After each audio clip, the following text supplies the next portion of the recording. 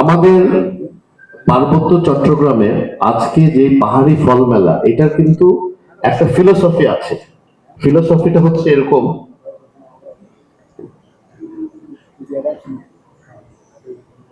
এটা শুধু যে একটা অনুষ্ঠান করতে হবে তা না। এটা হচ্ছে পার্বত্য চট্টগ্রামে আমাদের কি হয়, কি সাংস্কৃতিক চর্চা হয়, কি ধরনের আমাদের ফসল হয়, কি ধরনের আমাদের জীবনযাত্রা, এটাকে জাতীয়ভাবে এবং আন্তর্জাতিকভাবে শোকেস করা, মানে বিশ্ববাসীকে এই ব্যাপারে জানানো।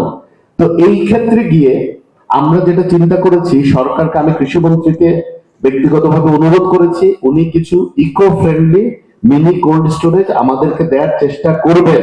তবে ওনাদের উপর ডিপেন্ডেন্ট না হয়ে আমরা যে বাৎসরিক যে আমরা যে ফান্ডটা পাই, এখান থেকেও যদি আমরা চেষ্টা করি, আমি খোঁজ নিয়েছি এক একটা cold storage, eco friendly cold storage করতে 18 থেকে 20 লাখ টাকার উপরে খরচ হয় না। তো আমরা চেষ্টা করব যে আমাদের যতগুলো উপজেলা আছে সেখানে আমরা যদি এই ফান্ডটা স্কিমের থেকে বের করতে পারি, তাহলে প্রতিটি জায়গায় যেন আমরা একটা ইকো মিনি কোল্ড স্টোরেজ করে দেই। সেই ক্ষেত্রে যেটা হবে, আমাদের প্রচুর পাহাড়ি ফল কিন্তু বা আমাদের কৃষিজাত পণ্য নষ্ট হয়ে যাচ্ছে বা পচে যাচ্ছে, তাহলে আমরা সেগুলোকেও আমরা সংরক্ষণ করতে পারবো। এবং এই কোল্ড স্টোরেজ গুলো কিন্তু পরিচালনা করবেন একটি কৃষক গোষ্ঠী, মানে আমরা এক একটা কোল্ড স্টোরেজ 20-25 জন প্রান্তিক পর্যায়ের কৃষক যারা আছেন ওনাদেরকে দিয়ে দেব। ওনার একটা সমবায় বা কোঅপারেটিভের মাধ্যমে নিজেরা সেটা পরিচালনা করবেন এবং সেটা তারা ওখানে সুবিধাটা ভোগ করবেন। একই সাথে আমরা রাঙামাটি পার্বত্য অঞ্চলে একটি সংস্থার সাথে কথাবার্তা অনেক দূর আগে এগিয়েছে।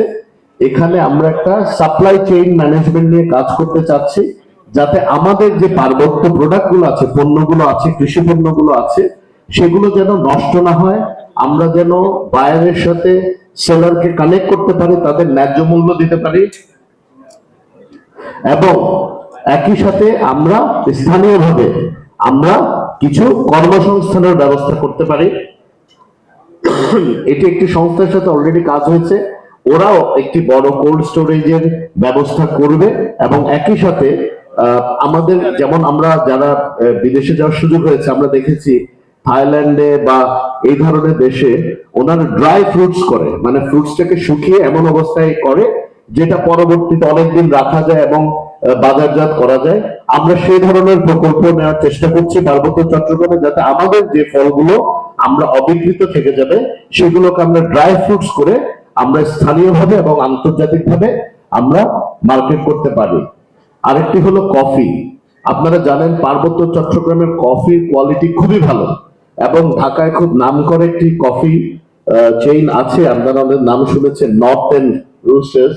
ওরা কিন্তু হিলট্যাক্স কফি এখন বিক্রি করে।